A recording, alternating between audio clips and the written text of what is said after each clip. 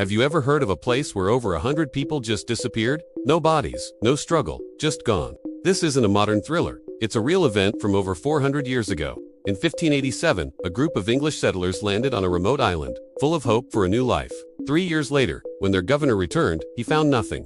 The houses stood empty, the fires were cold, and the only clue left behind was a single, cryptic word, carved into a post: Croatoan. This is the story of the lost colony of Roanoke, America's oldest unsolved mystery. What happened to them? Join us as we journey back in time to unravel the theories behind one of history's most baffling disappearances. In the late 16th century, the race was on. European powers, especially England and Spain, were locked in a fierce competition to claim territories in the New World. Queen Elizabeth I of England, eager to establish a foothold in North America, granted Sir Walter Raleigh a charter to colonize the land. His first attempts were rocky, but he was determined. The goal was twofold: create a permanent English presence to challenge Spanish dominance and tap into the rumored vast resources of this new continent.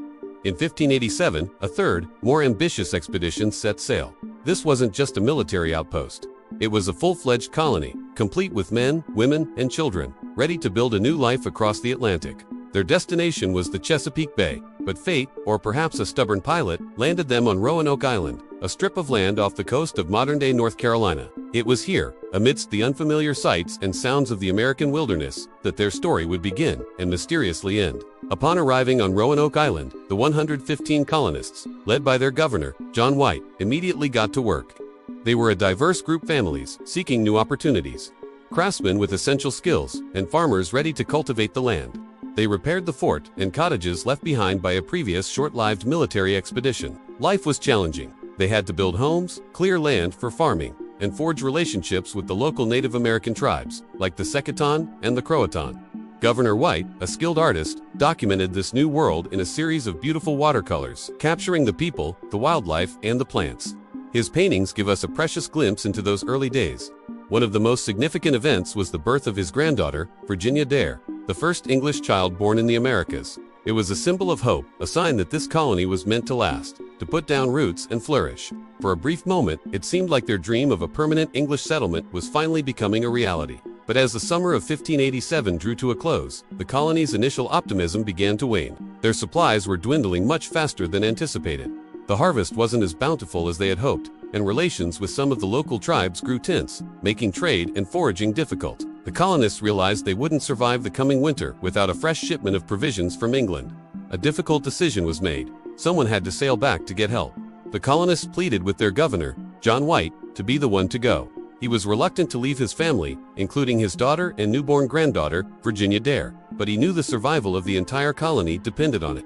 He promised a swift return, expecting to be back within a few months. As his ship pulled away from the shore, the colonists waved goodbye, full of hope and trust in their governor's promise. It was the last time any of them would ever be seen by European eyes. John White's journey back to England was supposed to be quick, but his timing couldn't have been worse. When he arrived, he found his home country on the brink of war. King Philip II of Spain was assembling a massive fleet, the legendary Spanish Armada, with the intent to invade England and overthrow Queen Elizabeth I. Every available ship, sailor, and resource was commandeered for the war effort. England was in a state of national emergency. White pleaded with everyone he could, from Sir Walter Raleigh to the Queen's Council, but his requests for a relief mission to Roanoke were denied. Civilian voyages were put on hold. His small colony on the other side of the world was a low priority compared to the existential threat facing the entire nation. The months he promised would turn into a year, then 2, then 3. Every day of delay was another day his colonists were left to fend for themselves, their supplies dwindling, their hope likely fading with each passing season. Finally, in 1590, after the defeat of the Spanish Armada and 3 long, agonizing years, John White managed to secure passage on a privateering expedition heading to the Caribbean. He convinced the captain to make a stop at Roanoke Island. As they approached the shore, White's heart must have been pounding. He ordered trumpets to be sounded and familiar English songs to be sung, hoping for a joyful reunion. But his calls were met with an eerie silence. When he and his landing party went ashore, they found the settlement completely deserted. The houses had been carefully dismantled, not violently destroyed. The area was overgrown, as if it had been abandoned for some time. There were no human remains, no signs of a battle or a struggle. It was as if the 115 men, women, and children had simply vanished into thin air. Then, they found the only clues. Carved into a wooden post at the entrance to the fort was a single word: Croatoan. The letters Crow were also found carved into a nearby tree. This was the name of a nearby island and the tribe that inhabited it. Before he left, White had instructed the colonists that if they had to move, they should carve their destination into a tree. He also told them to carve a Maltese cross if they were in distress.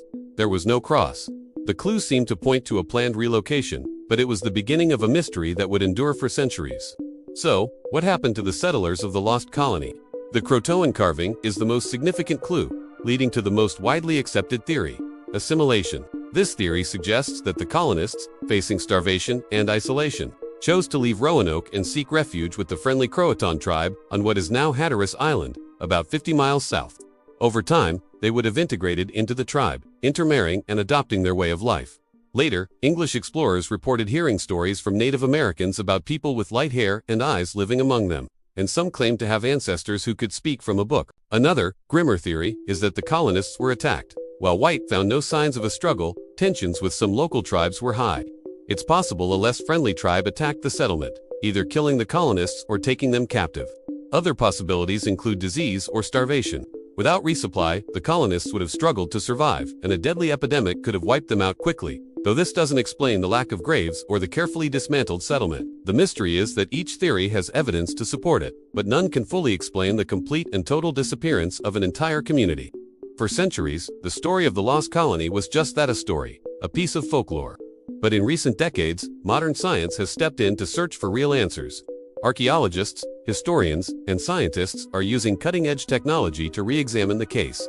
Teams have conducted extensive digs on Roanoke Island and, more importantly, on Hatteras Island, the likely location of Croatoan. They've unearthed late 16th century English pottery, tools, and other artifacts mixed in with Native American items at sites where the Croatan people lived. This suggests that at least some of the colonists may have indeed lived there. Another exciting development came from re-examining John White's own map. Using imaging technology, researchers discovered a symbol for a fort hidden under a patch on the map, located about 50 miles inland from Roanoke. Could this have been a planned Site X, a secondary location the colonists intended to move to? Excavations at this inland site have also yielded English artifacts from the correct time period. While there is no smoking gun yet, each discovery adds a new piece to the puzzle, bringing us closer to understanding the fate of the settlers. The fate of the Roanoke colonists remains one of America's most enduring historical mysteries. Despite centuries of speculation and modern archaeological investigation, no one can say for certain what happened to those 115 men, women, and children. Did they peacefully assimilate with their Native American neighbors, their bloodlines continuing in secret for generations?